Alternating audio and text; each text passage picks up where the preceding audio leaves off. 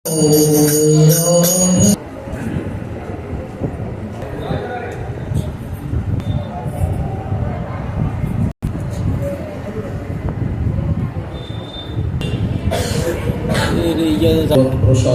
যস্য প্রসাদং নবতি কুতো বিদ্যায়ং স্তোযং তস্য যশস্তু সন্ধ্যং বন্দে গুরশ্রী চরণারবিন্দম আজানুলম্বিতভুজং কনকাবদাতো সংকীর্তনং কবিতরং কমলাযটাক্ষং সম্বরে বিজয়রে বিজয়ধর্মপালো বন্দে জগৎপ্রিয়করো করুণাবতারো নমস্তে কাল সত্তায় জগন্নাথ সুতায় চ সর্বত্রায় সর্বত্রায় সকলত্রায়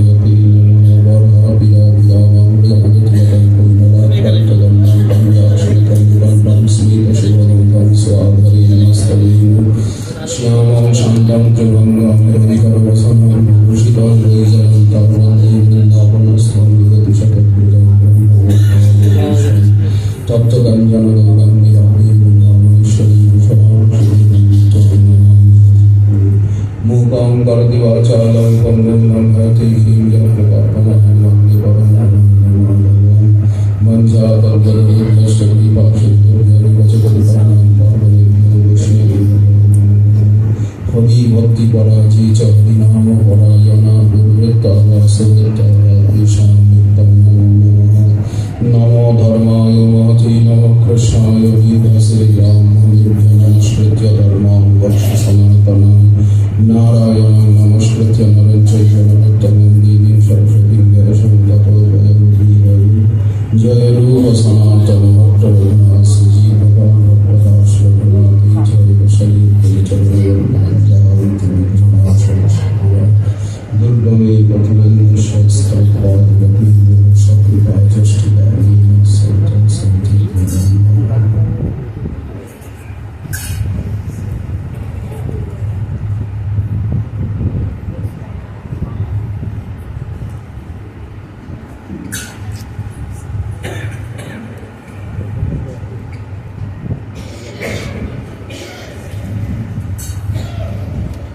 দধান কৌপিনং বহির্বস্ত্রমরুণং তদুপরি প্রকাণ্ড হিমাদ্রি দ্যুতিভিরভিতস্যেবিততনু মুদা গায়ন্নুচ্চৈ নিজ মধুর নামাবলিমসৌ শচী সূনু হিমে নয়ন সরণিং ইয়াস্বতি পুনঃ কলিপাবন অবতার শ্রী শ্রী গৌরাঙ্গ মহাপ্রভুর পরম অন্তরঙ্গ প্রিয় পার্ষদ প্রবর শ্রী রঘুনাথ দাস গোস্বামী চরণ তিনি তার স্তবাবলীর প্রারম্ভে শচীসূনু অষ্টকে মহাপ্রভুর সন্ন্যাস মূরতির মাধুর্য কারুণ্য তারুণ্য লাবণ্য এবং সংকীর্তন রসমাদি আনন্দে সংকীর্তন রস আস্বাদন করছেন, বিতরণ করছেন। সংকীর্তন রাসোৎসব বিহারী, সংকীর্তন রাস রসী প্রবত্ত রসরাজ মহাভাব মিলিত তনু। এই যে সন্ন্যাস স্বরূপ, এর কত মাধুর্য! সন্ন্যাস নিয়ে প্রভু কি অপূর্ব লীলা বিস্তার করলেন। আমাদেরকে বৈরাগ্য বিদ্যা যুক্ত নিজ ভক্তি যোগ দেখালেন। মহাপ্রভু যে ভক্তি দিয়েছেন তার ভিতরে প্রচুর বৈরাগ্য রয়েছে। মহাপ্রভুর ভক্তগণের বৈরাগ্য প্রধান, যাহা দেখি প্রীত হন গৌর ভগবান।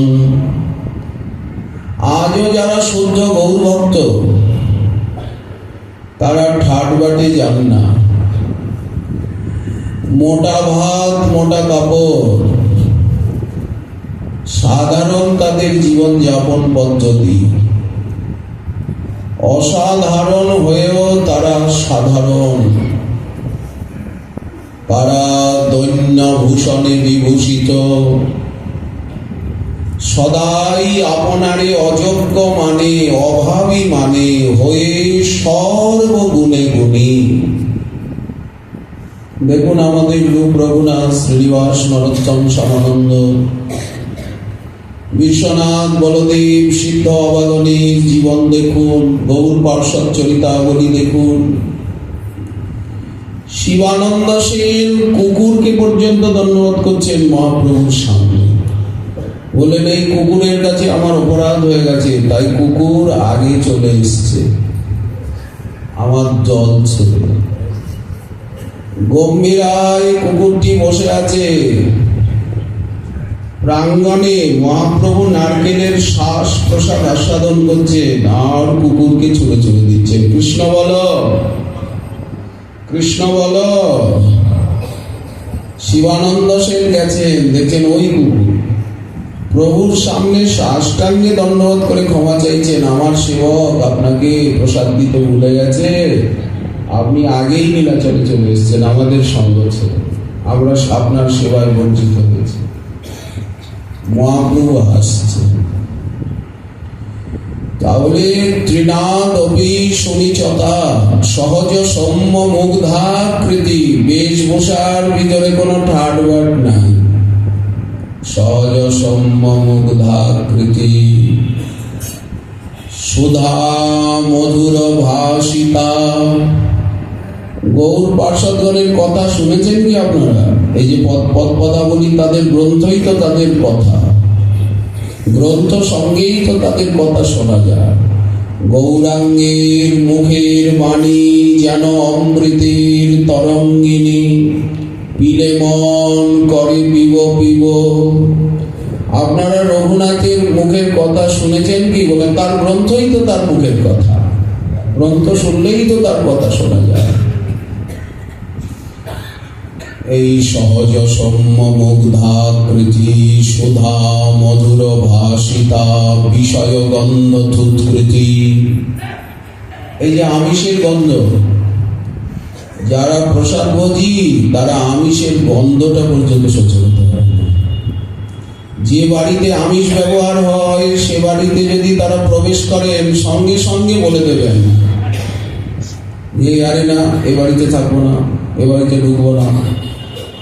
বলেন কেন? এই বাড়িতে সব কিছু অপ্রসাদী, ভগবত সেবার অযোগ্য, একটা দুর্গন্ধ আসতে থাকে। তেমনি গৌর পার্ষদগণ, গৌরাঙ্গগণ, তারা বিষয় কেন, বিষয়ের গন্ধটাকে পর্যন্ত সহ্য করতে পারেন না। বিষয় গন্ধ তৎকৃতি, কেমনটা হয় না? আমিষের গন্ধটা তখন একটু শান্ত। সুধা মধুর ভাষিতা, হরি প্রণয় বিউভলা, শ্রী হরি প্রেমে বিউভল, কিছুই জানে না, কোথায় আছে কি করছে। বললেন একেবারে বালক ভাব প্রাপ্ত হয়েছে, বালবৎ প্রেতবৎ পিশাচবৎ। এই যে জড় ভরত, এই যে আমাদের ঋষভদেব, হরি প্রণয় বিউভলা, পালকি কাঁধে, উনি কিছু বুঝতে পারছেন না, বলে আমি পালকি বইনি। যে এতগুলো তোমাকে কটু কথা বলা হলো, একটাও কি তোমার কানে যায়নি? কিমিদা পরে বিষমমুজ্ঝতে জানম করোমি তে চিকিৎসাং দণ্ডপাণি দিব যথা স্বাং প্রকৃতিং ভজিষ্যে। একটা কথাও কি তোমার কানে যায়নি? কানে খাটো। দেখুন হরিপ্রেমের বিউহ। ভদ্রকালী মন্দিরে নিয়ে গেল, ইতি তেষাং বৃষলানাং রজস্তম মদ উৎসিক্ত মনসাম সহসা দুর্বিষহীন ব্রহ্মতি যশা দ্বন্দ্বজ্জমানেন বপুষা উচ্চচাট শৈব দেবী ভদ্রকালী। ওনার কোনো জ্ঞান আছে? কোনো ভয় আছে? বাধা দিলেন? ভদ্রকালী মূর্তি ফাটিয়ে প্রকটিত হয়ে গেলেন। উনি হরিপ্রেমানন্দ রসে মগ্ন। ছেঁড়া কাঁথা, ন্যাড়া মাথা, মুখে কৃষ্ণ গুণ গাথা। এরাই তো গৌরাঙ্গ দাস, এরাই তো নিতাই দাস, এরাই তো প্রেম দিতে নিতে শক্তি ধরে। প্রেমের ভান্ডার এদেরই কাছে। ছেঁড়া কাঁথা মাত্র গায়ে, ধুলাতে লুটায় গায়ে, পরিধানে ছেঁড়া বহির্বাস। কভু কান্দে, কভু হাসে, কভু প্রেমানন্দে ভাসে, কভু ভিক্ষা, কভু উপবাস। ব্রজবাসী ঘরে ঘরে মাধুকরী ভিক্ষা করে, এটা প্রেম ভিক্ষা। তাহা ছাড়ি কুঞ্জে কুঞ্জে ভিক্ষা করি, পুঞ্জে পুঞ্জে ফল মূল করয়ে ভক্ষণে। তাহলে প্রেমোন্মাদ সুধা মধুর ভাষিতা বিষয় গন্ধ থুৎকৃতি হরি প্রণয় বিউভলা কিমপি অনলম্বিতা ধি ভবন্তি কিল সদ্গুণা জগতি গৌর ভাজাম অমি। জগতে যারা মহাপ্রভুর ভজন করেন তাদের মধ্যে এই সদ্গুণগুলো সবসময় আজও দেখতে পাওয়া যায়, আজও পাওয়া যায়। পড়ার নেশা নেই, খাওয়ার নেশা নেই, টাকার নেশা নেই, সম্মানের নেশা নেই, ঘর দুয়ারের নেশা নেই, কোনো নেশাই নেই, কেবল একমাত্র হরিনামের নেশা,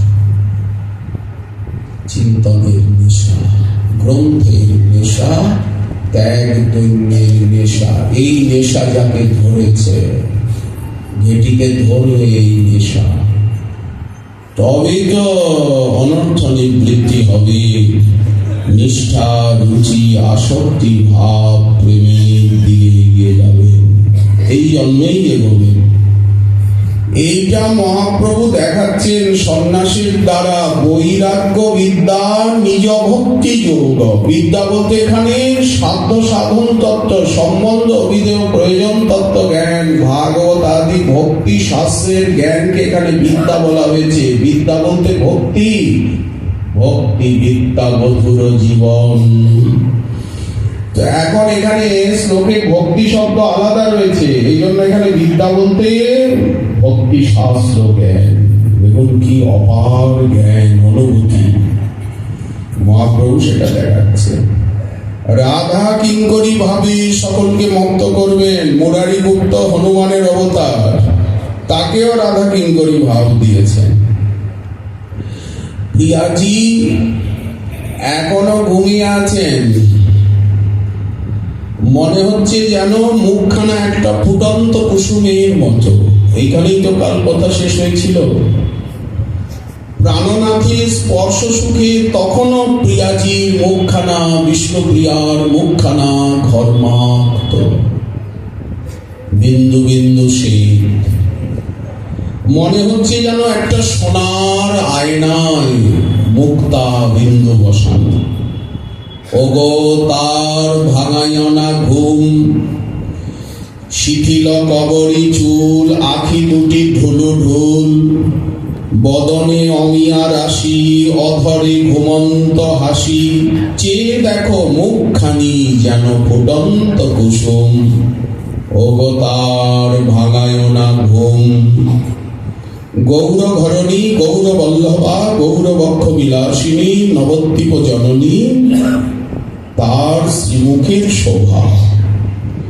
গৌর ভগবান নদিয়ার অবতার, করুণার অবতার, দৈন্যের অবতার, নামের অবতার, প্রেমের অবতার, সর্বাবতারীর অবতার। বিষ্ণুপ্রিয়ার মুখের দিকে তাকিয়ে আছেন, তার শোভা দেখছেন। কিন্তু আর তো দেরি করার সময় নেই। ধীরে ধীরে নিঃশব্দ পদসঞ্চারে যান আর ফিরে ফিরে তাকান পিছনে প্রিয়াজির মুখের দিকে। মনে মনে ভাবছেন, এরপরে তো প্রিয়াজি কাঁদবেন, এই হাসি মাখা মুখখানা তো আর দেখতে পাবো না, সারা জীবন তাকে কেঁদে কাটাতে হবে। 14 বছর বয়সের থেকে প্রিয়াজির এই কান্না আরম্ভ হলো। প্রভু মিটমিট করছে গৃহকোণে, প্রদীপটা জ্বলছিল, প্রদীপটাই এই নৈশলীলার সাক্ষী, আর তো কেউ সাক্ষী নেই। ওই যে কোনায় প্রদীপটা জ্বলছে মিটমিট করে পিলসুচে, ওই প্রদীপটাই এই লীলার সাক্ষী। আস্তে আস্তে দ্বার খুললেন, বাইরে এলেন। জ্যোৎস্না আলোকে ঝলমল করছে বহিরাঙ্গন।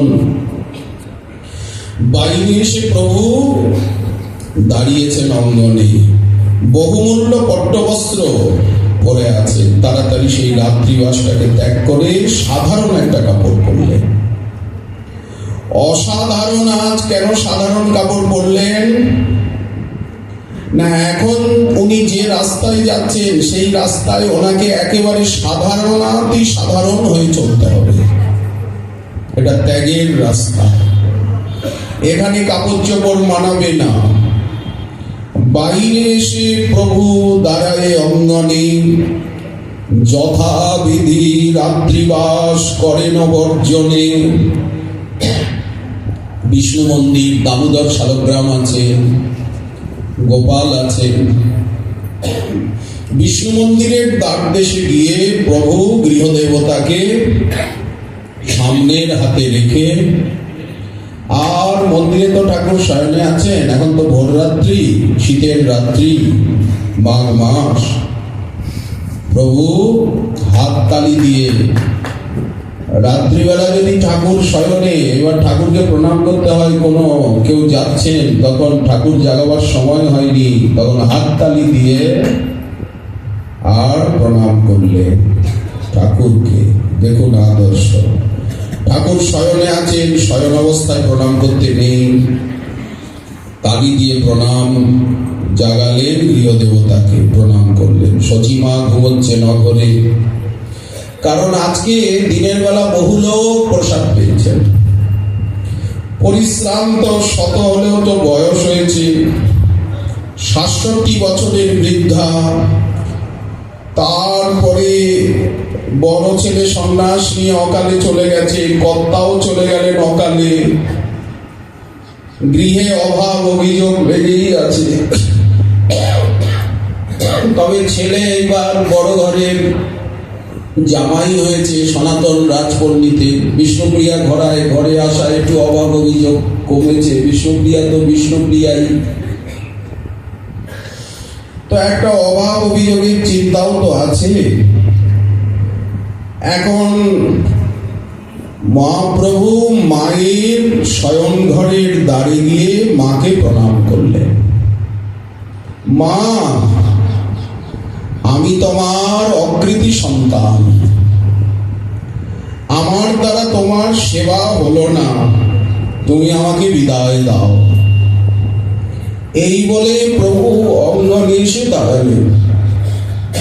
উঠানে দাঁড়িয়েছেন। বাহিরে আসিয়া জন্মভূমিরে মাতায় প্রণাম করিলেন শ্রী গৌরাঙ্গ রায়, চৈতন্য মঙ্গল লোচন দাস ঠাকুর। অঙ্গনে এসে জন্মভূমির মৃত্তিকা নবদ্বীপকে প্রণাম করছে। নবদ্বীপ প্রতি থাকুক নমস্কার, এ আমার জন্মভূমি এবং আমার জননী। এ নদিয়ার বসুন্ধরে, নদিয়ার বসুন্ধরা, তোমায় চিরদিনের জন্য ছেড়ে চলে যাচ্ছি। তোমার কোলে জন্ম নিয়েছি, তোমার আকাশে বাতাসে জলে লালিত পালিত হয়েছি। যেখানেই থাকি, হে নদিয়া, হে নবদ্বীপ, হে আমার জন্মভূমি, আমি তোমায় কখনোই ভুলতে পারবো না। জননী জন্মভূমিকে কোনোদিনই জীবনে ভোলা যায় না। রামচন্দ্র পারেননি, কৃষ্ণচন্দ্র পারেননি, গৌরচন্দ্র পারেনি, আমরা পারবো? হ্যাঁ, ভগবানই ভুলতে পারেন না, তখন অন্যের কথা। তাড়াতাড়ি চলেছেন, ব্রাহ্ম মুহূর্ত উপস্থিত, পূর্ব দিক লাল হয়ে আসছে। আজকে মাঘী সংক্রান্তি, শীতের রাত্রি, পরনে একটা সাধারণ সামান্য কাপড়, খালি গা, গঙ্গার তটে এসে উপস্থিত হলেন। কাছেই গঙ্গা, শীত পড়েছে খুব, কুয়াশা চারিদিকে। বলে না মাঘের শীত বাঘের গায়ে। গঙ্গা দেবীকে প্রণাম করলেন। সদ্য পাতক সংহদ্রী, সদ্য দুঃখ বিনাশিনী, সুখদা মোক্ষদা গঙ্গা, গঙ্গৈব পরমা গতি। জল মাথায় চেটা দিলেন গঙ্গায় এক ঝাঁপ। ঠান্ডা লাগে লাগুক, সাঁতার কাটতে কাটতে প্রভু গঙ্গার ওপারে গিয়ে উপস্থিত হলেন। কেউই জানতে পারল না, কিন্তু নবদ্বীপের ভূমি তো জানলো, গঙ্গা দেবী তো জানলো। আকাশের চাঁদ তো সবকিছুই দেখলো, নদিয়া আধার করে, আর ওপারে চলে গেলেন নদিয়ার চাঁদ। ওগো আকাশের চাঁদ, তুমি কেন আকাশে আছো? এবার অস্ত যাও, ভোর হয়ে আসছে। আজকে কে সাক্ষী দেবেন? গৌরাঙ্গ যেভাবে নদিয়াবাসীকে কাঁদিয়ে এইভাবে নির্দয় ভাবে চলে গেলেন, বললেন এই জন্য এই ঘাটটা নির্দয় ঘাট, এই ঘাটটাই সাক্ষী, এইখানে গঙ্গাই সাক্ষী, এই ঘাটটাই নির্দয়। এই জন্য ঘাটটার নাম দিল সবাই নিদয়া ঘাট। কোন দয়া মায়া নেই, ঘাট তো অতি নির্দয়। গৌরাঙ্গ চলে যাওয়ার পথ করে দিয়েছে এই ঘাটটা। সাক্ষী রইল কে? আর সাক্ষী দেবে কে? প্রভু এইভাবে নদিয়ার থেকে বিদায় নিলেন। সাক্ষী দেবেন সুরধনী গঙ্গা, সাক্ষী দেবেন নদিয়ার আকাশ বাতাস, সেই করুণ লীলা নদিয়ার ভূমিতে ভূমিতে, আকাশে বাতাসে, নদিয়ার সর্বত্র বিস্তৃত প্রস্তৃত। প্রেম হলে শোনা যাবে, অনুভব করা যাবে কিভাবে যাচ্ছেন প্রভু গঙ্গার তীরে হাঁটতে হাঁটতে কাটোয়ার দিকে। পথে পথে কি কি ঘটনা ঘটল, কিছু খবর পেলেন কি? কিভাবে কাটোয়াবাসীকে পাগল করে আর কেশব ভারতীর আশ্রমে গিয়ে উঠলেন ওই গঙ্গা অজয় সঙ্গমে। ওই যে দেখা যায়, ওই যে গাছগাছালির মধ্যে দিয়ে দেখা যায় কেশব ভারতীর আশ্রম। সম্মুখে প্রশস্ত প্রান্তর ভূমি, বন বিথিতে ঢাকা। কিভাবে গেলেন? সন্ন্যাস নিলেন। মহাপ্রভু এত নির্দয় হলেন, কি অপূর্ব করুণার লীলা। লোকে লোকারণ্য, বলতে গেলে একটা জনসমুদ্রের মধ্যে এসে পড়েছি আমরা। ধন্য কাটোয়া নগরী, গৌরীয় বৈষ্ণব জগতে যার নাম সুবর্ণ অক্ষরে লেখা আছে কাটোয়া ও ধাম, গৌরমণ্ডলে পঞ্চধাম বিরাজিত। গৌরমণ্ডল ভূমি যে বাজানে চিন্তামণি, চৈতন্য চরণ চিন্তামণির বিচরণ ভূমি। এখানে পাঁচটা ধাম কি যে পঞ্চধাম রয়েছে? বলে কেন? নবদ্বীপ ধাম, কাটোয়া ধাম, এক চক্রা ধাম, শান্তিপুর ধাম আর খড়দহ ধাম। ভগবানের লীলাভূমিকে ধাম বলা হয়, আর ভক্তের লীলাভূমিকে শ্রীপাঠ বলা হয়। ধামেরই অঙ্গ অংশ শ্রীপাঠ, শ্রীপাঠও ধাম। আচ্ছা, আর একজন নিত্যসিদ্ধ পার্শ্বদের শ্রীপাঠ আর অনেক নিত্যসিদ্ধ পার্শ্বদের বলেন মহাপাঠ, এইভাবে বিচার রয়েছে। আসুন আমরা কাটোয়ার থেকে একটু ভ্রমণ করে আসি। আমরা তো ওদেশেরই লোক। কাটোয়ার সুরধনী তটে কাঞ্চননগরে কেশব ভারতীর আশ্রম আজ লোকে লোকারণ্য। সকলেই বলছেন যে ইনি গৌরাঙ্গকে সন্ন্যাস দেবেন, তাহলে আমরা কিন্তু সহ্য করব না। ইনি যদি এই নবযুবককে সন্ন্যাস দেন, আমরা কিন্তু ওনার আশ্রম টাশ্রম ভেঙে সব গঙ্গায় ভাসিয়ে দেব, ওনাকে এদেশের থেকে তাড়িয়ে দেব। উনি এইরকম অবিচার করতে পারবেন না। যুবককে, এত সুন্দর যুবক, তাকে উনি সন্ন্যাস দিতে পারবেন না। আমরা প্রতিবাদ করব। সন্ন্যাস দেন, বুড়োকর্তাদের দেন।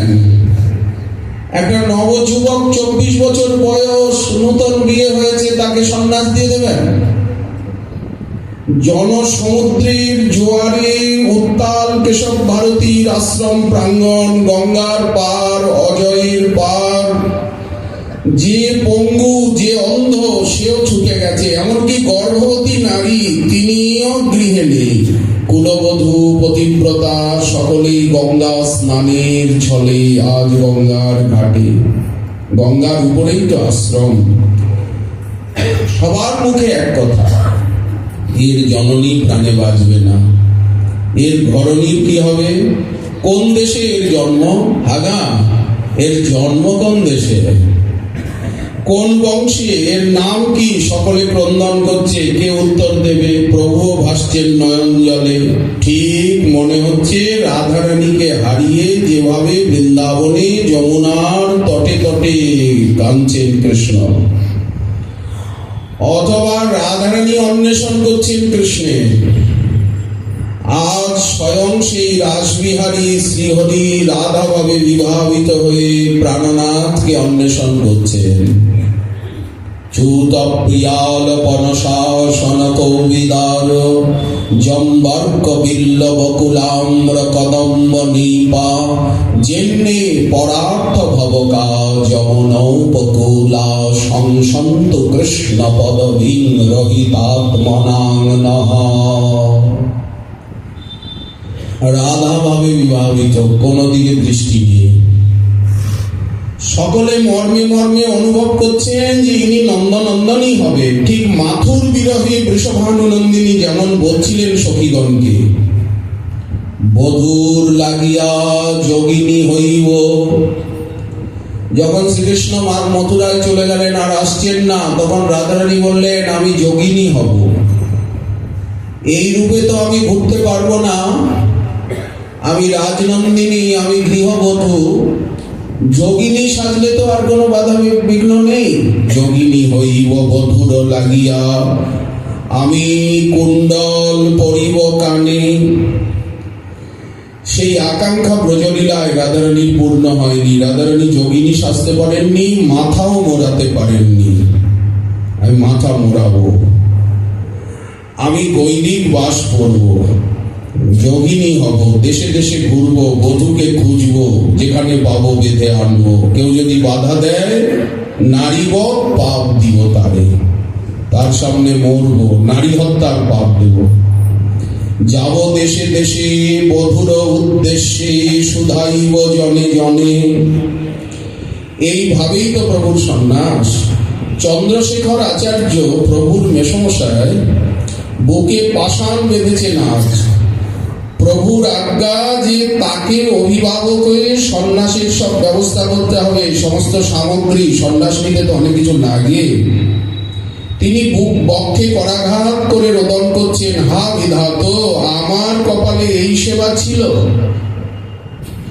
কোথার থেকে যে সন্ন্যাসীর উপকরণ কে এনে দিল কে জানে। এই ভিড় ঠেলে কে সন্ন্যাসীর গৈরিক বসন, দণ্ড, নানা কিছু লাগবে, কে জোগাড় করবে? কোথার থেকে যে উপস্থিত হলো, কত বস্ত্র, কত সামগ্রী, যা যা সন্ন্যাসে লাগে সব কিছু নিয়ে এলো, কে যেন নিয়ে আসছে।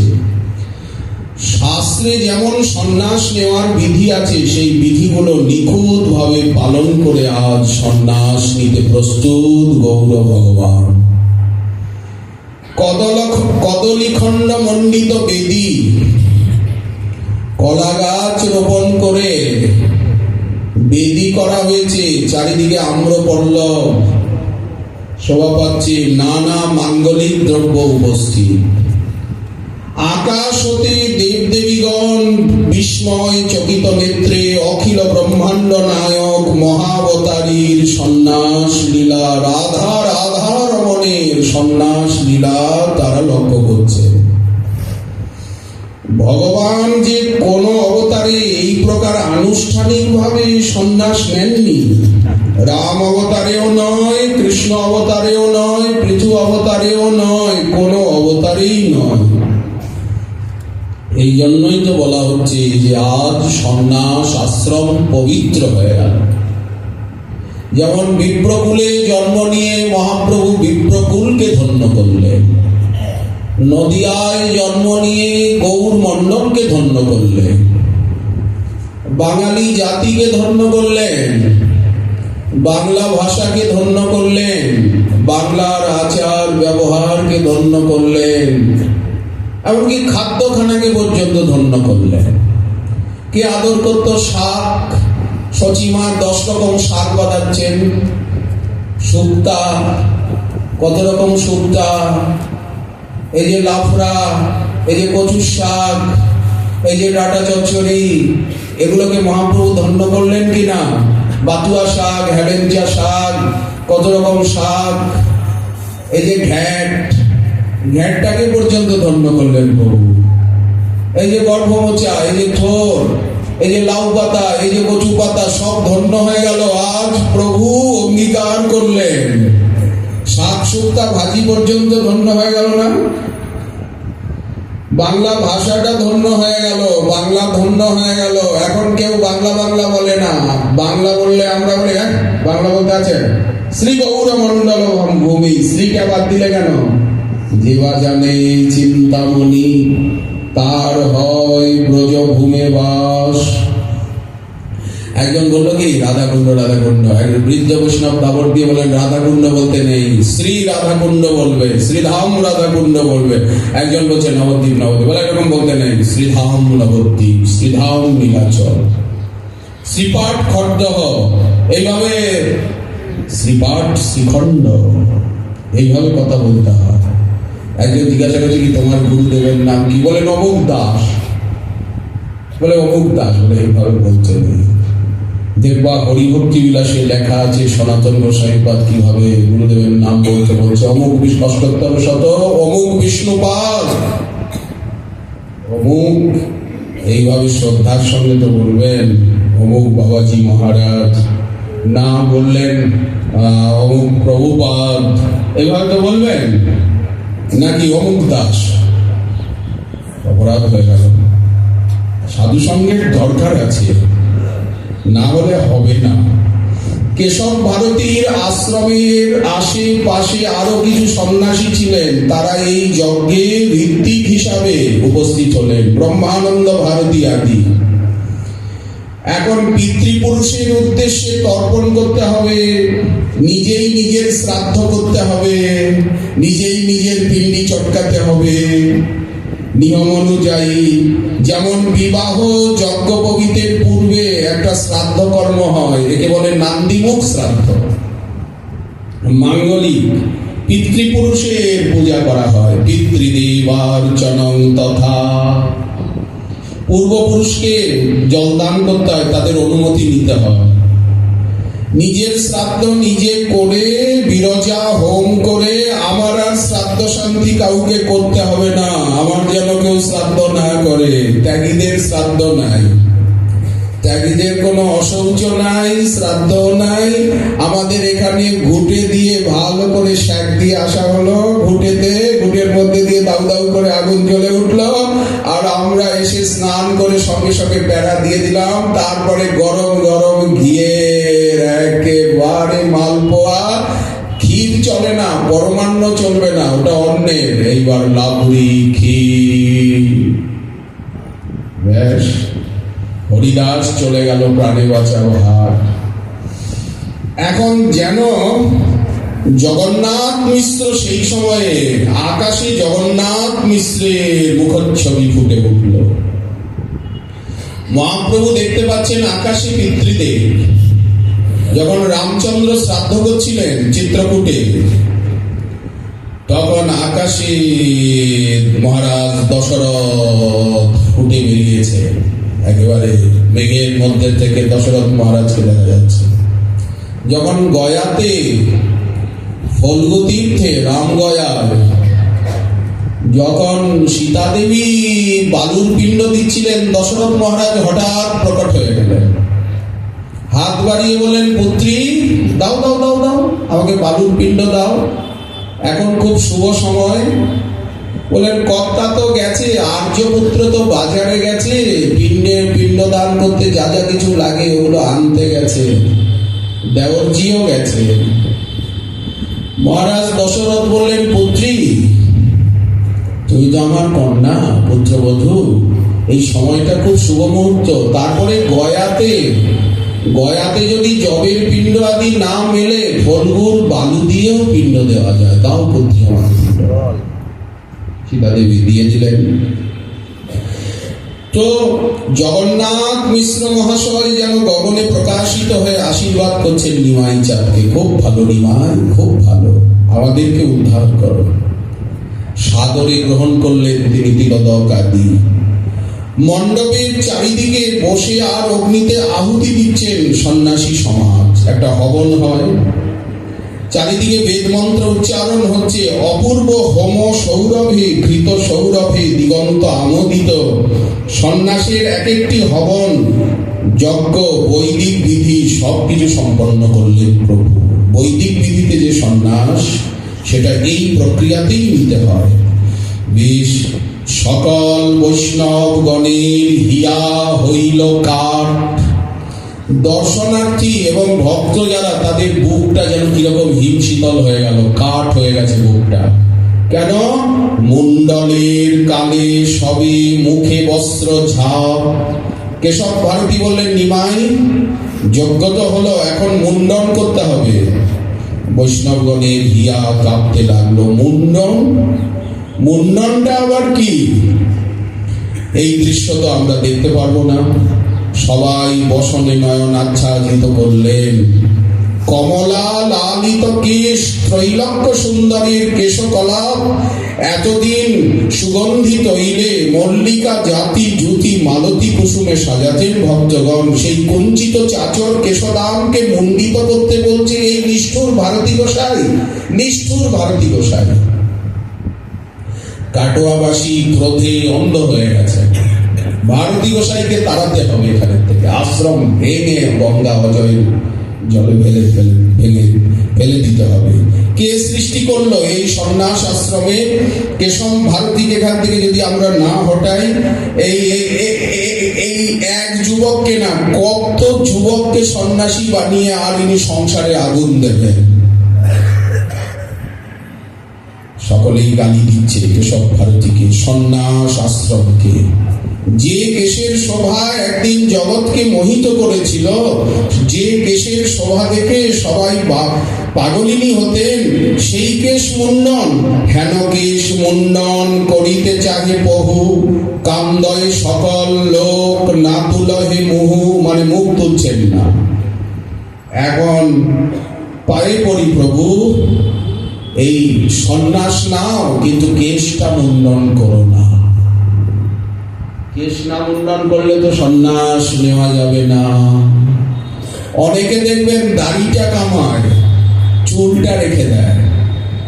চুলটা বেশ রেখে দিয়েছে, দাড়িটা কামিয়েছে, কপিল টপিলও করেছে। তুমি কার শিষ্য? বলে আমি অমুক জায়গায় বাবাজি, অমুক জায়গায় থেকেছি। চুল কামাবে কেন? দাড়িটা কামিয়েছে, চুল কামাবে। ওটা এদিকে বসে ভক্তদের বসা।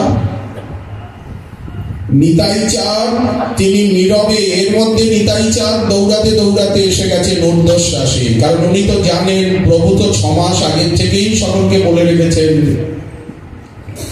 নীরবে নিতাই চাঁদ অজস্র অশ্রুপাত করছেন, সবাই কাঁদছেন। নিতাই চাঁদ কি বাধা দেবেন?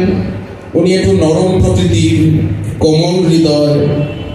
দোহাই প্রভু, পায়ে পড়ি, এই ভুবন মোহন কেশকে তুমি মুন্ডন করো না। মধু নাপিত, মধু সে কেঁদে অস্থির। নাপিত কহয় প্রভু নিবেদি চরণে, তোমার শিরে হাত দিব কাহার পরাণে। আমার শকতি নাহি করিতে মুন্ডন, সুন্দর কুঞ্চিত কেশ তোমার প্রভু ত্রৈলক্য মোহন। আমি পারবো না।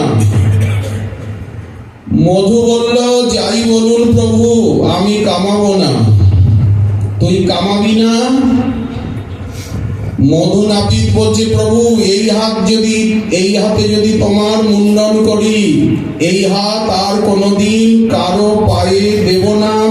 আমি জাতিতে নাপিতছে, একে তো অপরাধে আমার গা কাঁপছে, সবাই নিষেধ করছে। বলছে, মধু কামাবি না, যা তুই এখান থেকে চলে যা, তোর খুঁটুর নিয়ে এই বাটি টাটি নিয়ে চলে যা। যা নয় আমরা গঙ্গায় ফেলে দেবো। খুর, এই বাটি, তোর যা কিছু এনেছিস, ফিটকারি টিটকারি সব ফেলে দেবো, তোকেও গঙ্গায় ফেলে দেবো ধাক্কা দিয়ে। এখন প্রভু যদি আমি কামাই, জীবনে আর আমি তোমাকে কামিয়ে যে কিছু কামিয়ে নেব, জীবনে আর আমি কোনোদিন এই কামাই করব না, কাউকে কামাবো না। তোমার মাথায় হাত দিয়ে এই হাতটা আমি আর কারো পায়ে দেব না। পায়ের নখ তো কামাতে হয়। মধু নাপিত কাঁদছে, কার পায়ে হাত দিয়া করিব নিজ বৃত্তি। অধম নাপিত মুই হও ছাড় জাতি। মহাপ্রভু বলেন, মধু আর তোকে কোনোদিন এই বৃত্তি করতে হবে না, কামাতে হবে না কাউকে। তুই জীবনের মতো শেষবার আমাকে একবার কামিয়ে নে। তুই কি কামাতে চাস, কামিয়ে নে। কৃষ্ণের প্রসাদে জন্ম তুমি সুখে গোয়াইবে, অন্তকালে বাস তোর মোর লোকে হবে। এখনো মধু নাপিতের সেই আখড়াটা রয়েছে, আছে তো কাটোয়ার। মধু নাপিত যেখানে ভজন করেছেন বাকি জীবন গঙ্গার তীরে বসে, ঘোষাটের কাছে। তুমি আমাকে কামিয়ে দিয়ে আজ্ঞা পালন করো, সখীর আখড়া। যদুবংশ ধ্বংস হচ্ছে যখন, সন্ধ্যাকাল অশ্বত্থ বৃক্ষে হেলান দিয়ে বসে আছেন শ্রীকৃষ্ণ, চতুর্ভুজ মূর্তি, চরণের উপর চরণ বিন্যাস করে নিশ্চিন্তে। চোখের সামনে এত বড় বংশটা ধ্বংস হয়ে গেল, কোনো বিকার নেই। লাল টুকটুকে রক্ত কোকনদীর মতো চরণ যুগল, প্রভাতী সূর্যের মতো অরুণিম চরণ। দৈবক্রমে অরুণ চরণ দেখে ভুল করে জড়াব্যাট বাণ নিক্ষেপ করল, বাণটা বিদ্ধ করল দ্বারকানাথের চরণে। ছুটে এসে দেখছে তীরবিদ্ধ অবস্থা। কে বলে নিলি, প্রভু দ্বারকানাথ। জড়াব্যাট হাহাকার করে উঠল। প্রভু বললেন, ভয় পেও না, এটা আমার ইচ্ছা। যাও, স্বর্গে চলে যাও। চারিদিকে দেব বিমান ছেয়ে গেছে, ব্রহ্মাদি দেবতাগণ দেখছেন কিভাবে দ্বারকানাথ তিনি অন্তর্ধান লীলা করেন, কিভাবে উনি নিজ ধামে গমন করেন। সবাই চকিত নেত্রে, সিদ্ধচারণ গন্ধর্ব, সব মুনি ঋষি দেবতায় আকাশ ছেয়ে গেছে। সবাই অবিরাম পুষ্প বৃষ্টি করছেন দেব দন্দবী নিনাদে। আর প্রকট লীলার উপরে যবনিকা পাত করলেন দ্বারকানাথ। এত উজ্জ্বল জ্যোতির্ময় হয়ে গেলেন যে কারো চোখ কাজ করছে না, কেবল আলো দেখছেন, জ্যোতি, এত উৎকট জ্যোতি। কোথায় যে প্রভু বিলীন হয়ে গেলেন কেউ বুঝতেই পারল না। ভাগবত রূপী মহাসাগরে কৃষ্ণ চন্দ্রমা প্রবেশ করে গেলেন, ভাগবতের মধ্যে শ্রীকৃষ্ণ প্রবেশ করে গেলেন। এই তো ভাগবত সপ্তাহের ভঙ্গি এরকম। ভাগবত সপ্তাহে এরকম টান দিয়ে কথা বলতে হয়, তাড়াতাড়ি বলতে হয়। হাহাকার করে উঠল সবাই। দেখুন এই সময়ের দৃশ্য কত করুণ। কাটোয়ার কারুণ্যের সঙ্গে করুণ রসের তুলনা আমরা করতে পারবো না, কারণ এখানে কারুণ্য অনেক বেশি। প্রভু বলছেন, মধু আমায় মুন্ডন করে তুমি কাচি, তারপরে খুর, বাটি, যা কিছু এনেছ সব গঙ্গা জলে টান মেরে ফেলে দাও, ব্যাস নরুন ফরুন ফেলে দাও, আর দরকার নেই। যিনি একবার আমার দাস হয়ে যান তিনি আর সংসারের দাসত্ব করেন না। কৃষ্ণ দাসত্বের এটাই মহিমা। যদি কৃষ্ণ দাস হতে পারেন আর কোনদিন তাকে সংসারের দাসত্ব করতে হবে না। গৌর দাস, নিতাই দাস, কৃষ্ণ দাস হলেই সংসারের দাসত্বের থেকে মুক্তি। সেটাই দেখাচ্ছে। মধু সব ফেলে দাও গঙ্গায়, আর কাঁদিস নে, তাড়াতাড়ি কর, তাড়াতাড়ি কর, ভক্তরা বাধা দিচ্ছে, আরো ভক্ত চলে আসবে নবদ্বীপের থেকে। এমন করো না প্রভু, এমন কথা বলো না, চরণে পড়ি। কে কার কথা শোনে? শত অনুরোধ, শত অশ্রুজল উপেক্ষা করলেন। নাপিত বসিলা আসি সম্মুখে যখন, ক্রন্দনের রোল কলরব উঠিল তখন। খুর দিতে নাপিত সে চাচর চিকুরে, মাথে হাত না দেয় ক্রন্দন মাত্র করে। খুর লাগাতে পারছে না। প্রভু বলছে তাড়াতাড়ি কর। আরে করছিস কি? লোকজন এসে যাবে, আরো ভিড় বাড়বে, কান্নাকাটি হবে। কেউ বলছে বিধাতা কেন এই সন্ন্যাস আশ্রমটাকে সৃষ্টি করলো? এই সন্ন্যাস আশ্রমটা ধিক্কার। নারীগণ স্নান করতে এসেছে, কাটোয়াবাসিনীরা, তারাই সব দেখে হাহাকার করছে। অগোচরে থাকি কান্দে দেবগণ, অনন্ত ব্রহ্মাণ্ডময় হইল ক্রন্দন। হেন সে কারুণ্য রস গৌরচন্দ্র করে, শুষ্ক কাষ্ঠ পাষাণাদি দ্রবয়ে অন্তরে। চৈতন্য ভাগবত। আকাশে বাতাসে স্বর্গে গগনে ভুবনে ক্রন্দনের তান ভেসে আসছে। একই হচ্ছেন প্রভু, একই হচ্ছে। এ সকল লীলা জীব উদ্ধার কারণ। কেন এসব করছেন প্রভু? জীব উদ্ধার কারণ। এই তার সাক্ষী দেখো, কান্দে সর্বজন। সকলে কাঁদছেন। এটা প্রেমের ক্রন্দন, এটা মায়ার ক্রন্দন নয়। একটা ক্রন্দন হচ্ছে মায়ার ক্রন্দন, আর একটা ক্রন্দন হচ্ছে প্রেমের ক্রন্দন। এই তত্ত্বময় ক্রন্দন। সূর্যদেব যেন অবসাদে ঢলে পড়লেন পশ্চিম আকাশে। সূর্যদেবের মুখারবিন্দ আরক্তিম হয়ে উঠল। উপস্থিত সন্ধ্যাকাল, ক্ষৌর কর্ম সমাপ্ত হলো।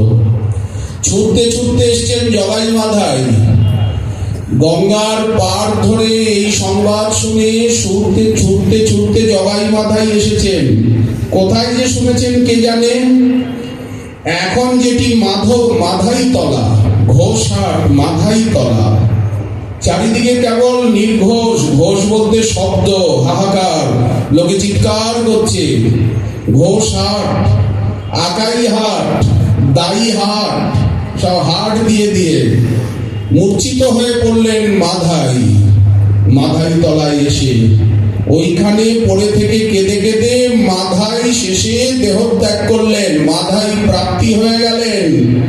কি লীলা হয়েছে কাটোয়ায়! বৈষ্ণবগণ কি বলতে পারেন এসব কথা?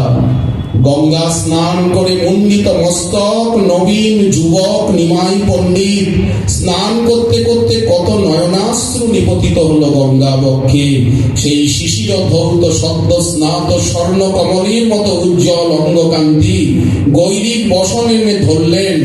বুঝি কোন পাষাণ পরাণ সন্ন্যাসী হবে? সামনে ধরলেন গৈরিক বসন, বহির্বাস কৌপিন। এই পাষাণ পরাণটা কে? বলেন কেশব ভারতী।